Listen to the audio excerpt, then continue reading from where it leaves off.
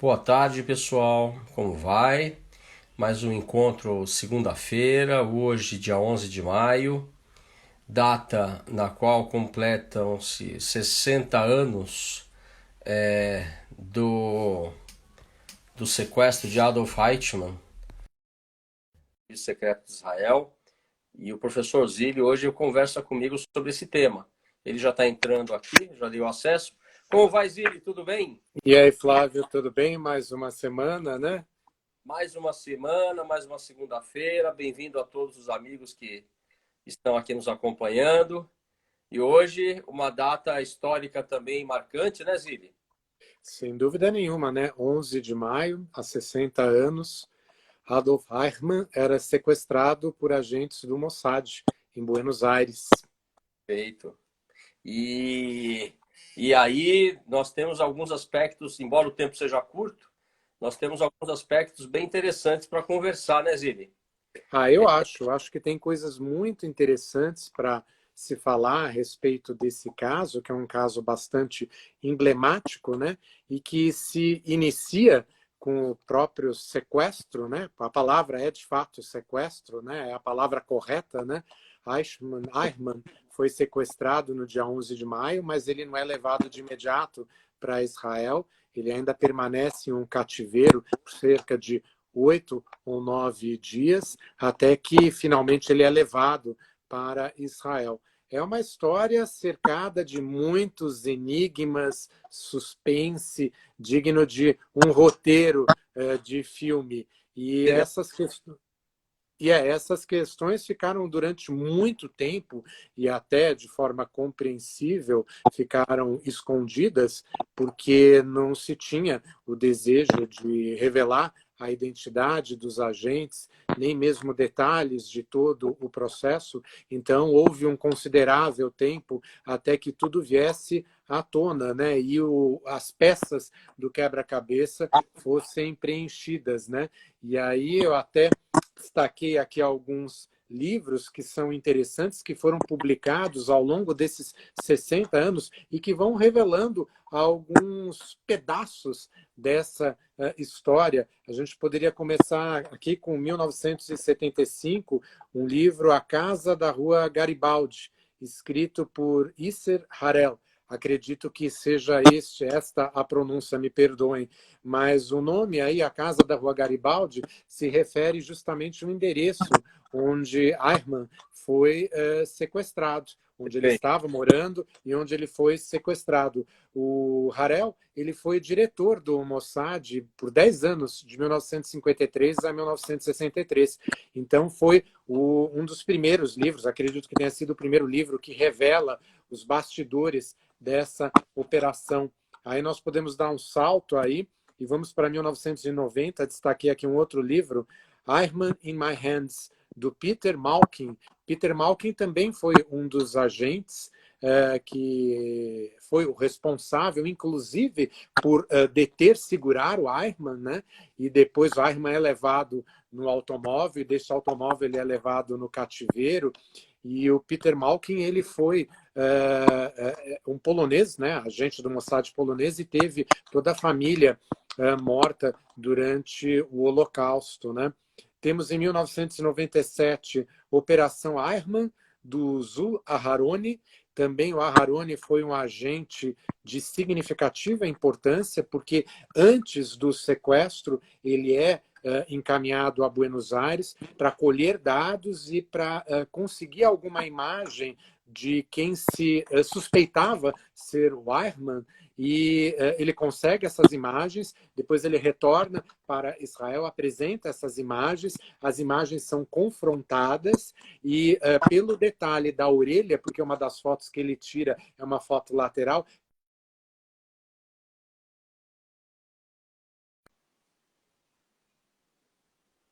de Eichmann, acho que você parou. Bem, voltou. Voltou. Então, Ricardo Clemente, Eichmann usava o nome, né, de Ricardo Clemente.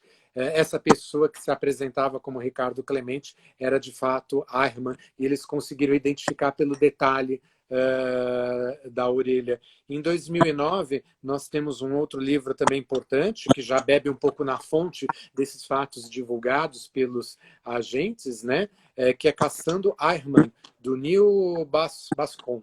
É um jornalista americano. E aí ele coleta uma série de informações, também informações, muitas dessas que vieram à tona por conta desses agentes secretos. 2011, Eichmann Trial, de Deborah Lipstadt. Deborah Lipstadt não deve ser desconhecida de quem nos acompanha, né, Flávio? Porque nós fizemos referência a ela quando nós tratamos do negacionismo. Historiadora dedicada à história do Holocausto, à pesquisa do Holocausto. Ela traz detalhes muito interessantes. É um livro muito recomendado. E, finalmente, só para fazer o fechamento dessa parte introdutória, eu também aponto aqui, em 2012, uma data muito importante, onde é apresentada a público a exposição Operação Final. O título Operação Final é o nome que é dado a essa operação que leva ao sequestro de Eichmann, recebe o nome de Operação Final. E essa exposição, que foi uma exposição divulgada no Museu do Povo Judeu, ela é uma exposição muito importante porque são apresentados 100 documentos inéditos, que até então eram secretos, relativos a esta operação, e também são revelados os nomes de 67 pessoas direta e indiretamente envolvidas nessa operação final que leva ao sequestro de Eichmann no dia 11 de maio de 1960. No dia 23 de maio, só para completar, o premier de Israel, Ben-Gurion, ele faz um pronunciamento em rede nacional em Israel e choca todos, afirmando que o governo de Israel estava em poder de Eichmann, um dos grandes criminosos de guerra que era procurado, cujo paradeiro era desconhecido, e ele anuncia que Eichmann está preso no território de Israel e que ele será julgado de acordo com uma lei publicada em 1950 por crimes cometidos contra o povo judeu. E isso, portanto, leva a uma grande comoção, não só pela lei que iria fundar o julgamento, mas, sobretudo, para se saber como que o governo de Israel havia, de fato, conseguido sequestrar Eichmann. Mas acho que antes de caminharmos, né, Flávio, acho que seria interessante contar a todos quem foi Eichmann, né? Qual foi o papel dele, né?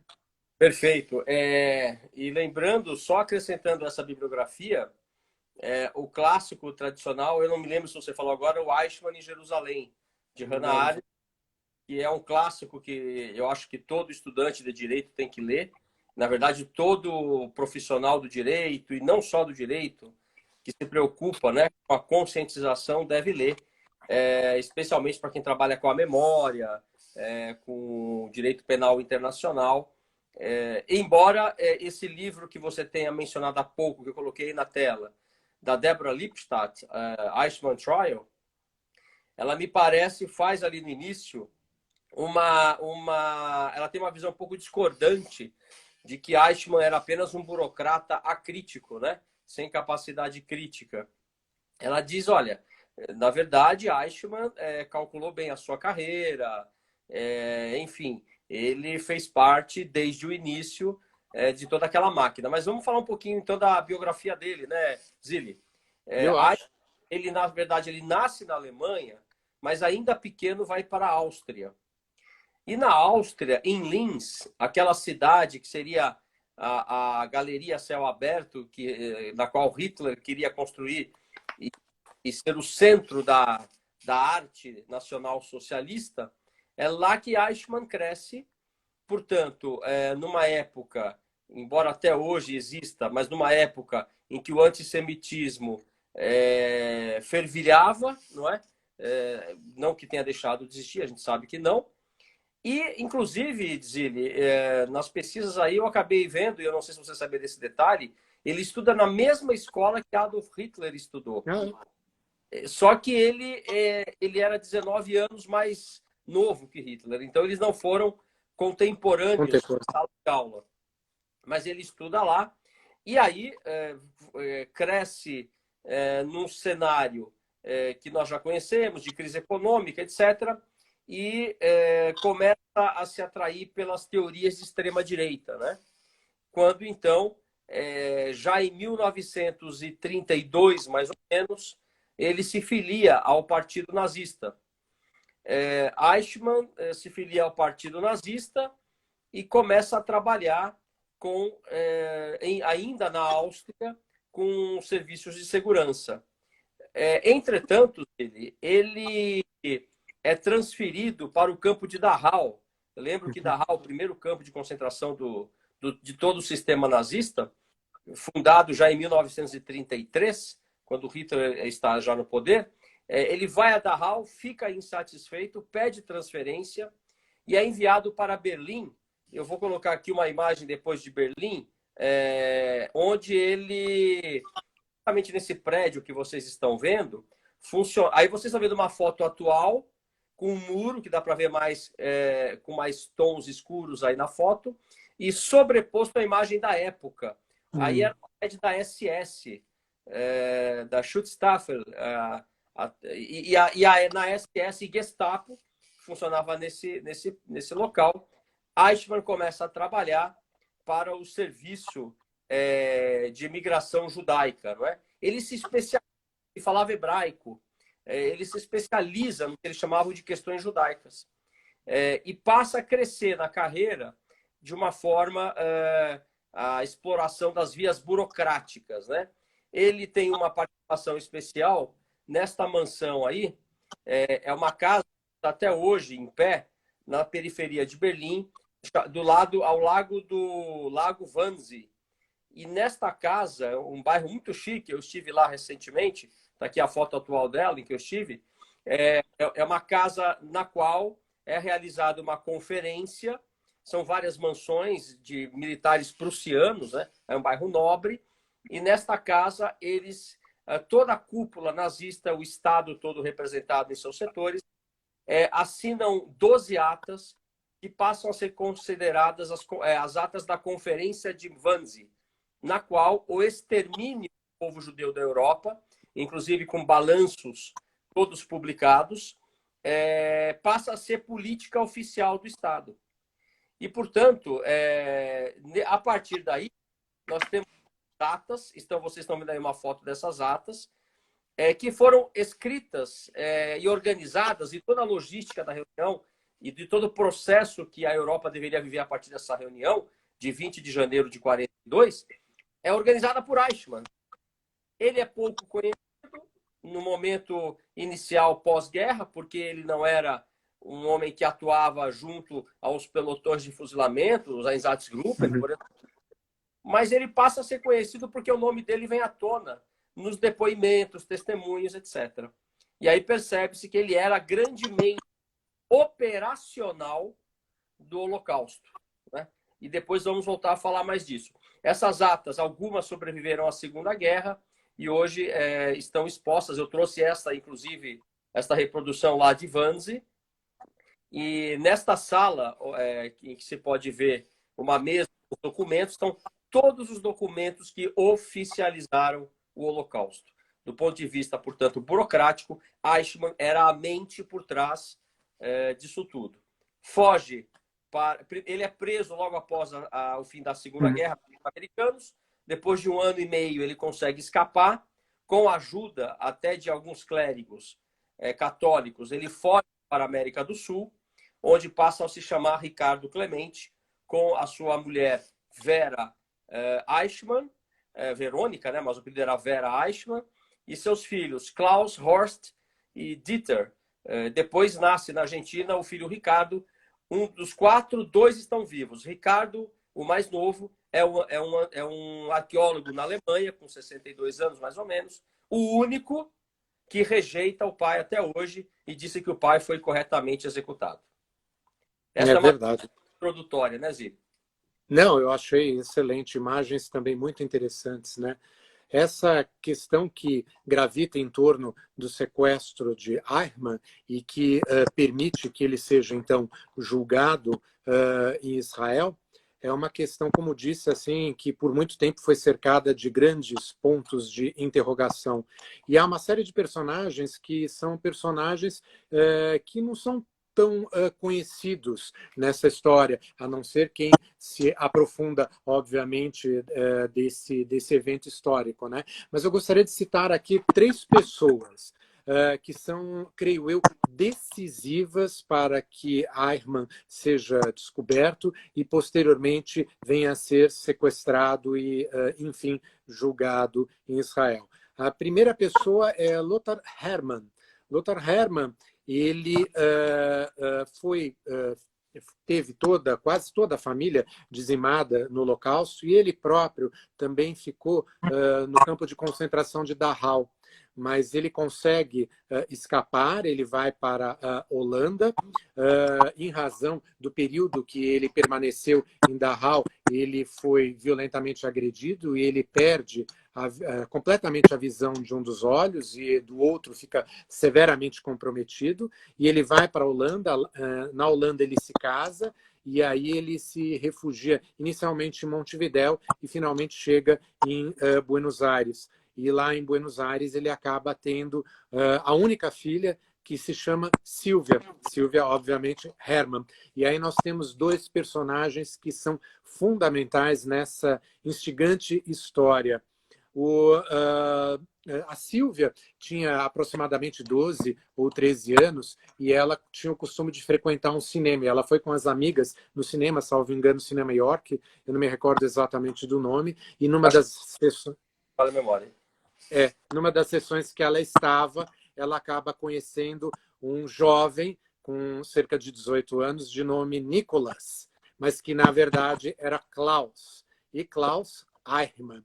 E se inicia a partir de, então, um relacionamento entre os dois. A história não é muito bem detalhada, porque pouco sabemos a respeito de Silvia, né?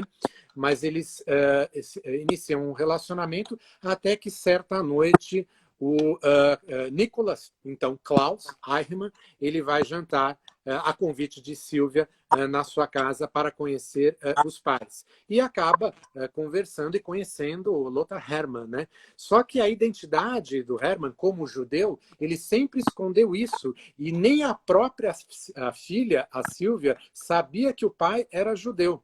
E durante o jantar, o Nicolas ele acaba falando sobre os judeus e ele acaba dizendo que os judeus deveriam ter sido exterminados na Segunda Guerra Mundial, o que obviamente causa um incômodo para o Hermann, mas ele não manifesta nenhum inconformismo a esse respeito. O tempo passa e aí o Hermann ele acaba se mudando com a família para uma cidade bem distante de Buenos Aires, que se chama Coronel Suárez.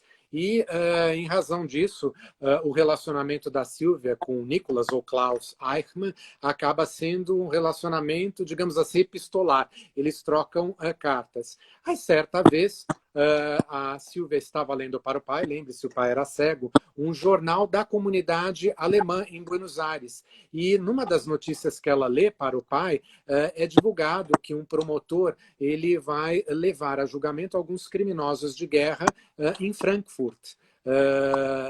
E com isso são divulgados alguns nomes, né, de presos, e o próprio promotor fala que eles ainda não conseguiram prender Adolf Eichmann. E isso, obviamente, acaba levantando as suspeitas do Lothar Hermann, e ele pergunta para a Silvia sobre o relacionamento. Ela diz que ela ainda mantinha um relacionamento com cartas, mas as cartas não eram entregues no endereço do Nicolas, ou Klaus Hermann, mas eram entregues no endereço de um amigo, e o amigo ficava encarregado de entregar as cartas para o Klaus. Aí, obviamente, o Hermann desconfia e ele passa a ter a convicção de que Nicolas seria um dos filhos de Eichmann. E aí, certo dia, eles decidem ir para Buenos Aires de trem, os dois, o Lothar Hermann e a Silvia. Chegando lá em Buenos Aires, a Silvia começa a andar nos mesmos locais e frequentar os mesmos locais onde ela costumava encontrar o Nicolas Eichmann, o Klaus Eichmann. E não o encontra, mas encontra um amigo. E aí pergunta sobre o Klaus Eiermann, e ele indica o endereço do Klaus Eiermann, que seria na rua Chacabuco, no bairro de Olivos, em Buenos Aires. Até hoje, a casa está lá até hoje. Sim, e ela vai até a casa, e aí é atendida pelo próprio Eiermann, e ela pergunta para ele, o senhor é o pai do Klaus? Ele fala, sou. E aí ela se identifica, eu sou a Silvia, ele já tinha ouvido falar na Silvia, ela entra e depois de algum tempo o Klaus chega do trabalho e fica absolutamente incomodado com a presença da Silvia no local, eles saem dali juntos, ele acaba tendo uma discussão com a Silvia, e a Silvia pergunta quem era aquele homem e ele diz que era o tio. E aí, óbvio, isso acaba reforçando as suspeitas. Desculpa se eu estou prolongando, mas eu acho essa história absolutamente fascinante. É fascinante. E aí o que acontece? Convicto, absolutamente convicto, de que aquele era Adolf Eichmann, o Lothar Hermann escreve uma carta para o promotor na Alemanha, Fritz Bauer, terceiro personagem importante nessa história, decisivo nessa história, e relata a ele que ele tinha descoberto o paradeiro de Adolf Eichmann. E Fritz Bauer era amigo, conhecido, né, amigo de Lothar Hermann, porque ambos ficaram juntos no campo de concentração de Dachau.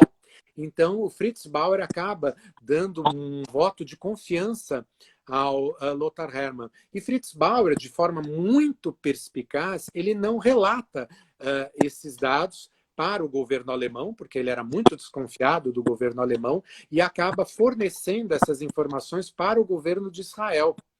E é destacado um agente especial que vai para Buenos Aires e vai até essa rua, a rua Chacabuco, no bairro de Olivos. E esse agente, num primeiro momento, ele descarta completamente a possibilidade de que Eichmann estivesse ali, porque diz que era um bairro absolutamente simples, que as casas eram muito humildes, que não tinha energia elétrica e que jamais um ex-criminoso nazista estaria vivendo nesse local, porque a percepção à época era que os criminosos nazistas, como eles tinham roubado todas as joias, obras de arte, eles estariam vivendo de forma nababesca.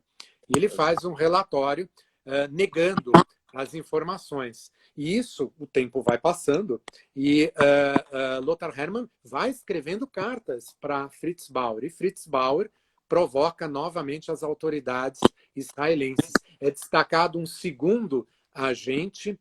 Esse agente vai para Buenos Aires, entra em contato com Lothar Hermann e aí faz também um relatório negativo, porque ele fala as únicas pessoas que têm a convicção de ter encontrado Eichmann, que está sendo procurado há tanto tempo, é um cego e uma adolescente. Não é possível nós confiarmos nessas informações. Até que, então, Fritz Bauer decide viajar para Israel e mantém contato direto, pessoal, com o diretor do Mossad e certifica a confiança que ele tem em Lothar Hermann.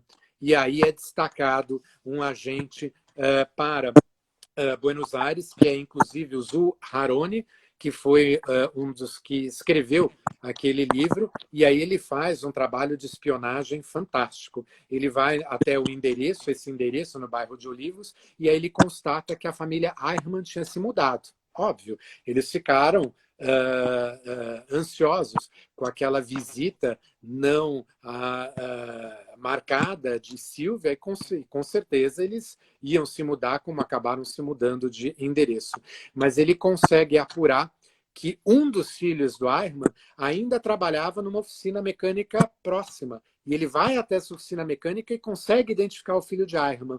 E aí ele aguarda o fim do trabalho e aí segue o filho de Eichmann e vai para um subúrbio de Buenos Aires, na rua Garibaldi, e aí encontra a casa. Ele permanece por mais alguns dias, tira a foto de Eichmann, volta no final de abril, apresenta as fotos à direção do Mossad, é constatada a identidade de Eichmann, como eu disse, pela similitude dos traços da orelha, e aí o Mossad destaca um grupo de agentes que vão para Buenos Aires, aproveitando o fato de que a Argentina ia completar 150 anos de sua independência e, portanto, seria destacada uma missão diplomática em homenagem às relações, às boas relações diplomáticas que a Argentina tinha com o governo de Israel, e a ideia era aproveitar esse avião não para levar os agentes, porque os agentes chegam com diferentes identidades falsas e de diferentes origens, mas para, sobretudo, levar,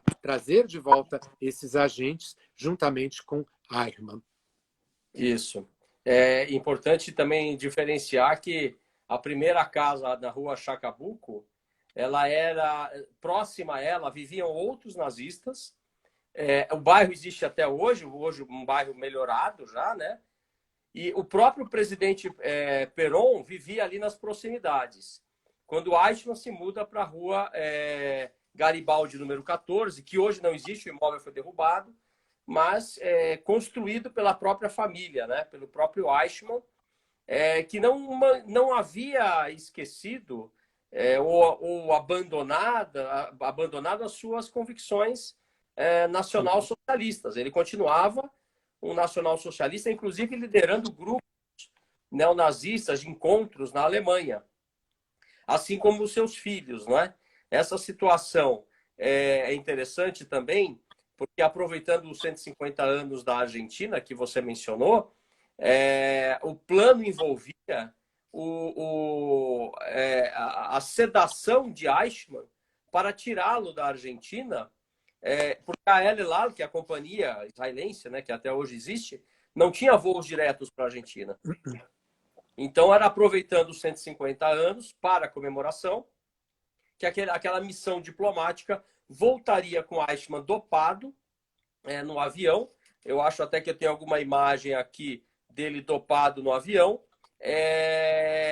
para aparecer em Jerusalém e surpreender o mundo, de fato. Essa imagem aqui, é uma imagem tirada de dentro do avião, com Eichmann com os olhos vendados e dopado, né, para que pudesse decolar.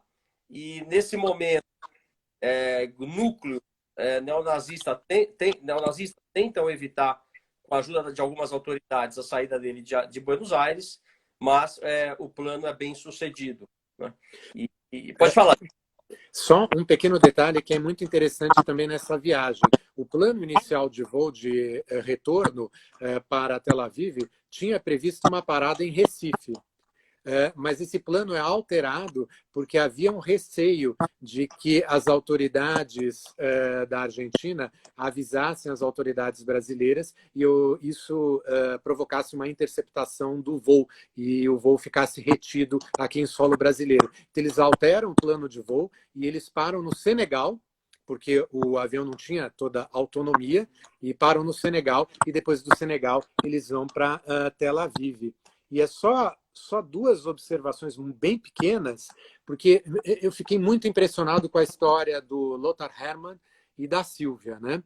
E como você disse, há uma reação, de fato, né, sobretudo da comunidade, né, nazista ainda, né, em Buenos Aires, na Argentina, mas você sabe que a Sílvia, o Lothar Hermann, ele manda a Sílvia para os Estados Unidos, e ela vai residir a partir de então na costa oeste. Não se teve muito mais informação a respeito da Sílvia. Perdão? Até hoje ela vive nos Estados Unidos, pelo que eu fiquei sabendo. E o Lothar Hermann teve uma vida permeada por drama, como se não bastasse o fato dele ter sido prisioneiro no campo de concentração de Dachau, de ter perdido a visão, de ter se empenhado e entregue a própria vida e da filha na identificação do Eichmann. Ele, depois que Eichmann é sequestrado, ele é preso pelas autoridades argentinas, porque ele foi suspeito de ser Joseph Mengele, um médico nazista. E ele permanece cerca de, acho que 10 ou 15 dias na prisão, é torturado, até que as autoridades se convencem de que ele não é Joseph Mengele. E é algo que ele nunca mais quis falar a respeito. Os dias que ele passou na prisão, as torturas a que ele foi submetido, é algo que ele nunca quis divulgar a ninguém. Mas é uma história realmente dramática. É incrível você imaginar não só o destino dele, mas também como a filha, porque me parece ela era judeu por parte era judia por parte de pai, não era isso? De pai. A mãe não. Era cristã. Agora, é incrível que Klaus Eichmann vá se envolver com uma moça de família, em parte judia, e isso muda todo o curso da história, no caso Eichmann. Porque é impressionante como o destino brinca com essas situações. E também, eu vou colocar aqui a imagem, né, dos filhos de Eichmann. Esse é Klaus, por exemplo, e que não esconde, especialmente após o pai ser levado para Israel, eles não escondem a sua ideologia, inclusive colocam bandeiras, né, logo após o sequestro, nazistas na sua casa. Um deles está vivo até hoje, foi descoberto, foi recentemente, se não me falha a memória, é o Horst, se não me falha, e parece que está em Buenos Aires, perto, inclusive, do bairro lá da rua Chacabuco. Tem uma filha, que é a neta de Eichmann, que também não esconde até hoje o orgulho em pertencer à família. E o filho que está vivo e que renega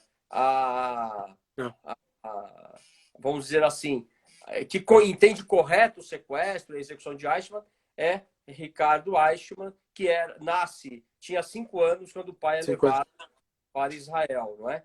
Eu acho que muito provavelmente o nome Ricardo, né, é até por força do nome falso, né, que Eichmann usou. Né?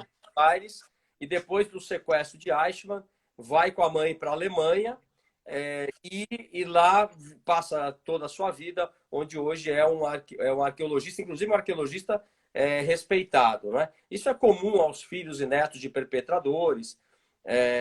Temos hoje o Rainer Höss, que é neto de Rudolf Höss, o comandante de Auschwitz, que também faz um trabalho pró-direitos humanos muito intenso no mundo todo, contra a extrema-direita, inclusive. Mas é o único aí. Dos outros 3, 2 já morreram e sobra aquele que eu coloquei a foto agora há pouco, que mora em Buenos Aires. Né?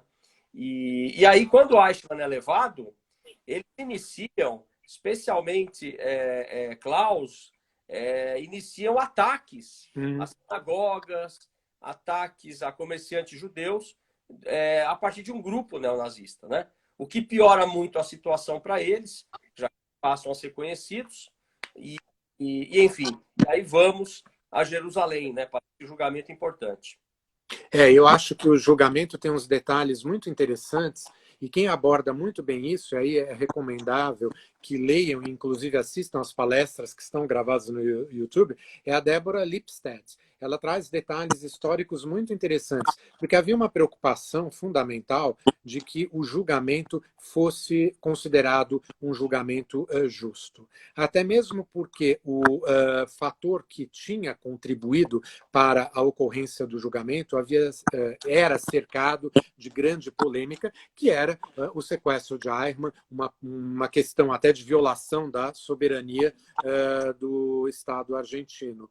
Mas houve uma grande dificuldade na escolha do advogado, porque é evidente que se Eichmann ia ser julgado por crimes praticados contra os judeus, seria muito estranho que Eichmann tivesse um advogado judeu. Então, isso poderia passar uma imagem muito ruim em relação a um julgamento justo e correto. Então, a tentativa é a de escolher um advogado alemão.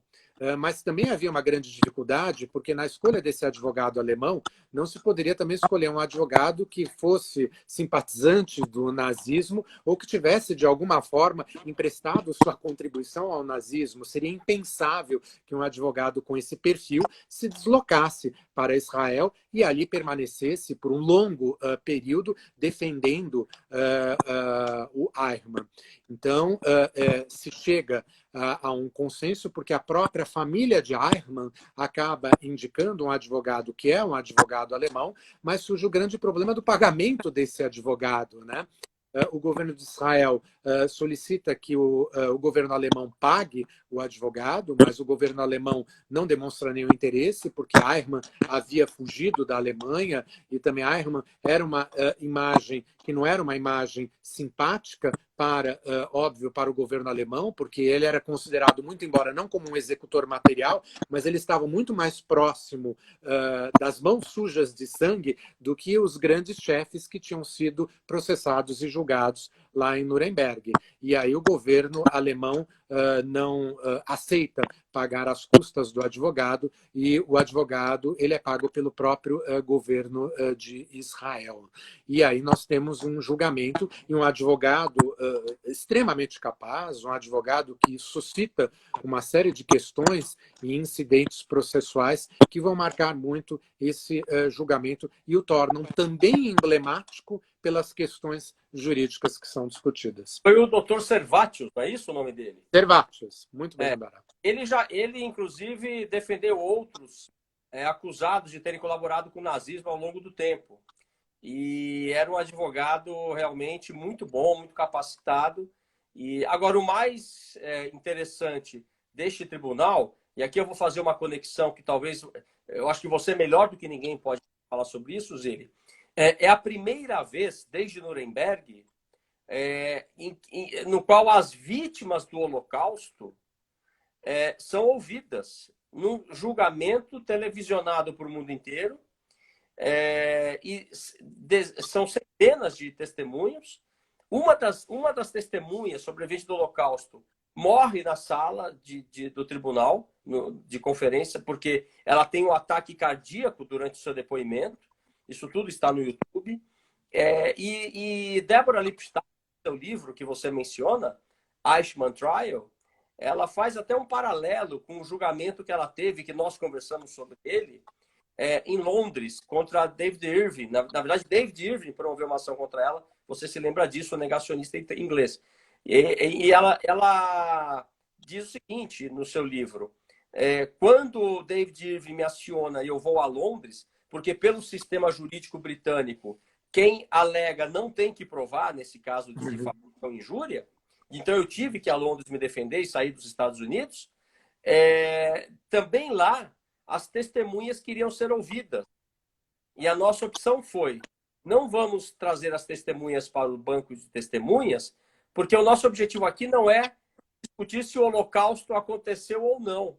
O nosso objetivo é mostrar que a acusação de difamação é falsa, porque falsos são os argumentos negacionistas de David Irving. Então, ela traça esse paralelo com o julgamento de Eichmann. Embora lá o nazista estava no banco dos réus e não era um acusador. As testemunhas, portanto, pela primeira vez são conhecidas, e pela primeira vez são conhecidos os fatos terríveis, as atrocidades cometidas pelo regime nacional socialista. É claro que o mundo fica chocado, e Eichmann reforça, né, aquela sua argumentação de cumprimento de ordens, e que, inclusive, tentou ajudar aos judeus. Ele era quem mais procurava ajudá-los, não queria o seu assassinato, a morte, mas os fatos não sustentam essa afirmação, já que Eichmann, desde o início, trabalha na operacionalização no que depois virá a ser o genocídio, não é? Não, eu acho que tem dois pontos aí que são fundamentais na compreensão desse julgamento. O primeiro, a importância na construção de uma memória coletiva do povo judeu. Como você bem comentou, em Nuremberg o foco não tinha sido esse, embora inserido, não foi o foco que ocupou a centralidade dos holofotes no julgamento de Nuremberg. Então havia a necessidade, e o premier de Israel à época, o Ben-Gurion, ele evoca essa missão da necessidade de se estabelecer um julgamento para que não só o povo judeu tenha consciência do que fato ocorreu, não só para que as vítimas possam verbalizar a dor e o sofrimento e a extensão do mal praticado, mas que o mundo possa ter, de fato, conhecimento, ver as vítimas, sentir aqueles relatos em primeira pessoa. Então, isso é de uma importância significativa na construção da memória coletiva do povo judeu. E é interessante destacar que uma das estratégias adotada pela promotoria foi não só o de revelar todas aquelas atrocidades, todos aqueles atos que depois são muito divulgados nas décadas que se seguem, mas que chocam toda a opinião pública que está assistindo, mas ele adota uma estratégia de perguntar para as vítimas por que as vítimas não reagiram. Porque em muitos casos, as vítimas estavam num número significativamente maior. E a estratégia era de demonstrar como que aquelas pessoas tinham ou perderam completamente o senso da humanidade, da coragem, estavam absolutamente à mercê da tirania, do totalitarismo. Então a ideia era de revelar a extensão daquele mal, a extensão daquela tirania, e a promotoria consegue, com essas perguntas e que causam uma certa surpresa, porque não estavam previstas no script, perguntar para uma vítima por que não reagiu, por que não foi em cima dos soldados, vocês estavam num número significativamente maior, mas a intenção era de realmente demonstrar como aquelas pessoas estavam absolutamente aniquiladas no seu processo de desumanização. Então isso é muito importante. Esse é um ponto importante que muita gente não entende. Primeiro, é bom até a gente tocar nesse assunto. Muita gente que não conhece o Holocausto com mais detalhes critica uma certa passividade, o que não corresponde à realidade dos fatos, né, Gili? Nós podemos lembrar aqui o levante do gueto de Varsóvia, em 19 de que comemoramos também hoje, relembramos as memórias das vítimas. Lembro aqui também a revolta do Sonderkommando em dezembro de 1944, quando eles conseguiram implodir, vejam bem, homens famintos, ainda o Sonderkommando ainda recebia mais alimento, porque eles trabalhavam dentro das câmaras de gás e dos crematórios e eram mortos a cada 4 meses. E ainda assim eles conseguem implodir 2 crematórios, que nunca foram reconstruídos em Auschwitz, né?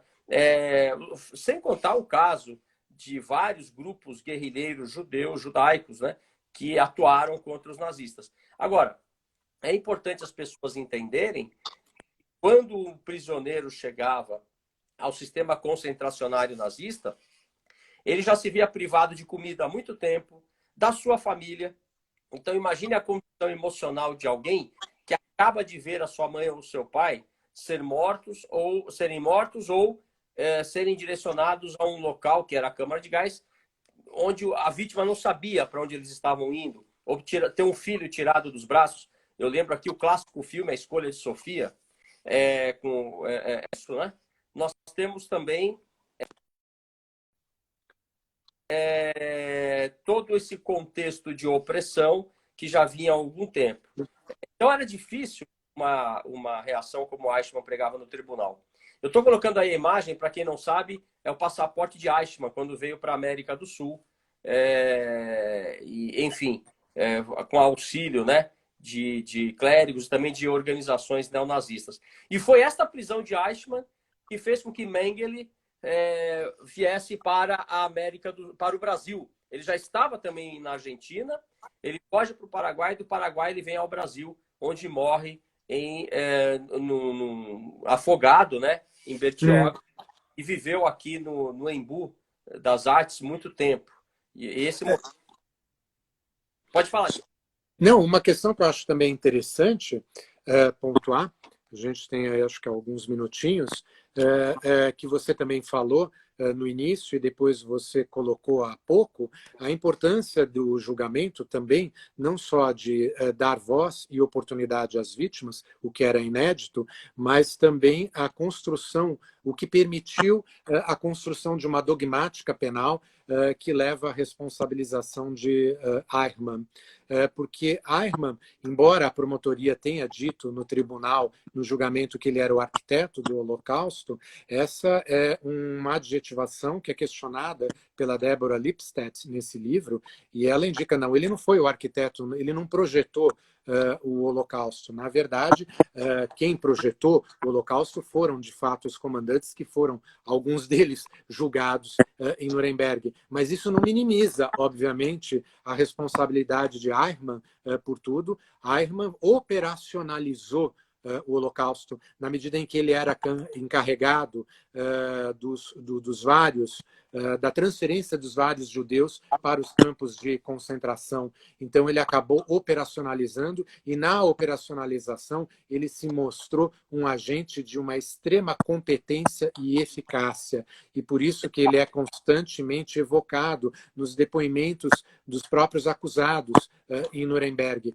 Então, a importância de Eichmann não pode ser minimizada. Mas como se dá a responsabilidade dele? Porque ele não tinha o pleno comando, digamos assim. Pela teoria do domínio do fato, o comando era de fato e pertencia a quem estava ocupando os altos postos do governo. E, por outro lado, Eichmann não era o executor material. Ele estava justamente naquele ponto intermediário entre as duas pontas do efetivo comandante, que tinha o domínio de toda a operação, e também na ponta daquele que executava, né, que era o responsável pela mortandade ocorrida nos vários campos de concentração. Mas isso não afasta a responsabilização de Eichmann, e ela é reconhecida como uma peça substancial e importante em toda essa solução final que acaba sendo operacionalizada pelo comando nazista. Tanto é que um dos 4 delitos imputados a Eichmann é o pertencimento a uma organização considerada hostil. Não é? Ele pertencia à SS, mais particularmente à SD, que era o sistema de segurança do Reich, e ele é que desenvolve, tanto em Viena quanto em Berlim, o escritório central para tratamento de questões judaicas, de segurança do Reich.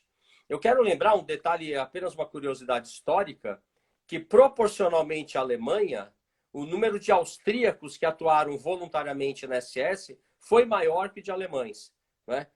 E inclusive dos arquitetos do Holocausto. Heydrich, por exemplo, né? Que esse sim um arquiteto do Holocausto e que comandou a Conferência de Wannsee. Eu também coloco aí na tela um livro, War and Genocide, A Conscious History of the Holocaust, que é um clássico que trata muito das visitas de Eichmann aos campos de concentração, como ele foi a Treblinka, como ele foi a Sobibor, como ele foi aos demais campos supervisionar. E aqui entra aquela categoria como também do contador de Auschwitz, né? Ou seja, não está na cadeia de comando ocupando um posto mais alto e não é aquele executor que jogava os cristais de Zyklon B nas câmaras, mas faziam parte de uma engrenagem assassina. Sim, sem dúvida nenhuma. Isso, inclusive, leva a Klaus Roxin, alguns anos depois, a estruturar a famosa teoria dele de domínio do fato por aparatos organizados de poder. E é justamente com base no julgamento de Eichmann que ele consegue fazer essa elaboração dogmática. Não que os juízes da época do julgamento tenham destrinchado todas as bases dessa teoria, mas Roxin, com sua genialidade e sua perspicácia própria, ele acaba extraindo desse julgamento uma análise de laboratório muito interessante para a formatação da sua dogmática e que acaba servindo de base para outros julgamentos. Eu acho que a importância do julgamento de Eichmann temos vários aspectos que são importantes. Como legado, ele acho que abre a perspectiva para outros julgamentos que se seguem, né, Flávio? Nós sabemos disso. E É, também confere uma estrutura jurídico-dogmática para destrinchar justamente a responsabilidade dos diferentes agentes nessa engrenagem criminosa de poder. Eu acho que isso é bastante significativo. perfeito. Aliás, sobre os julgamentos que se seguem, Eichmann tem o seu julgamento em 1961, ele é executado em 62, né, se não me falha a memória agora, enforcado, as suas cinzas são jogadas no mar, e aí em 1900... Só um detalhe: é jogado ao mar, mas fora do mar territorial de Israel, porque não Sim, queriam fora, que as cinzas contaminassem o mar. exato. Aliás, com a versão oficial, inclusive, de que ele jamais deveria encontrar descanso, um local de descanso. Isso também para evitar, claro, um local de romaria, se houvesse ocorrido um sepultamento por parte de neonazistas, como ocorre, por exemplo, com a sepultura de Rudolf Höss, o comandante de Auschwitz, não é? E também, só para voltar àquela questão dos julgamentos posteriores, em 1963 ocorrem os julgamentos de Frankfurt, os julgamentos dos membros SS que atuaram em Auschwitz. Inclusive, esse julgamento leva à condenação algumas centenas de SS, mas que não chega perto do número total daqueles que atuaram nos campos, que eram mais de 8.000 SS voluntários. Não é? Também veio uma pergunta aqui que eu estou tentando encontrar. Atualmente, quais são as gradações de penas entre os crimes para os crimes contra os direitos humanos? Essa questão veio do David Barzilai, meu amigo que mora na Austrália, da comunidade judaica hoje da Austrália. E aqui eu vou fazer uma conexão e vou jogar para o Zila, inclusive, completar. Se as vítimas tiveram um grande papel no julgamento de Eichmann, uma das grandes características do Tribunal Penal Internacional hoje é a participação das vítimas nos seus julgamentos. E aí eu vou deixar para o Zili rebater essa bola, porque o Zili é um alto especialista nesse tema. Aí já começa o exagero. E com relação às penas, o Estatuto de Roma do Tribunal Penal Internacional prevê até 30 anos, mas é possível a aplicação da pena perpétua, de prisão perpétua também. Né? O que não é pena de morte. Por falar em pena de morte, um outro dado curioso sobre o caso Eichmann é que é o único caso da história de Israel no qual a pena de morte foi aplicada por um tribunal até hoje. Nunca mais. Exatamente. Esse é um dado interessante. Se você quiser falar um pouquinho para o David sobre a questão das penas, fica à vontade, Zili. Não, eu acho que você falou tudo, né? Exatamente isso, né? São essas as penas atualmente previstas. Se nós tomarmos por base o Estatuto de Roma, né? Como o documento aí que dá base ao Tribunal Penal Internacional, realmente são essas as penas, né? A gente tem a possibilidade da prisão perpétua no plano internacional. A pena de morte ela foi abandonada. Com relação às vítimas, eu acho que é interessante também pontuar, ainda que brevemente, não sei se a gente tem muito tempo sobre isso, porque é muita coisa também para falar, né? Mas eu acho que o julgamento de Eichmann revela a importância do papel das vítimas na participação, inclusive, da justiça, da decisão. Então, o fato de você conceder oportunidade para que as vítimas participem, você tem um compartilhamento do ato de realização de justiça.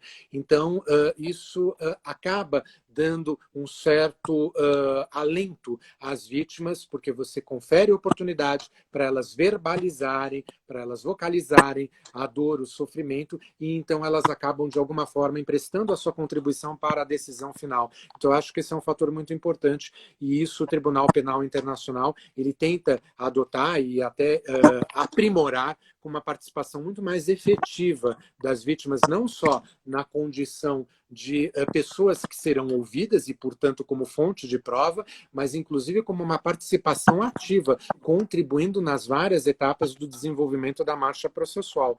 Eu acho que isso é bastante significativo e acho que esse é um outro legado muito importante do julgamento de Eichmann.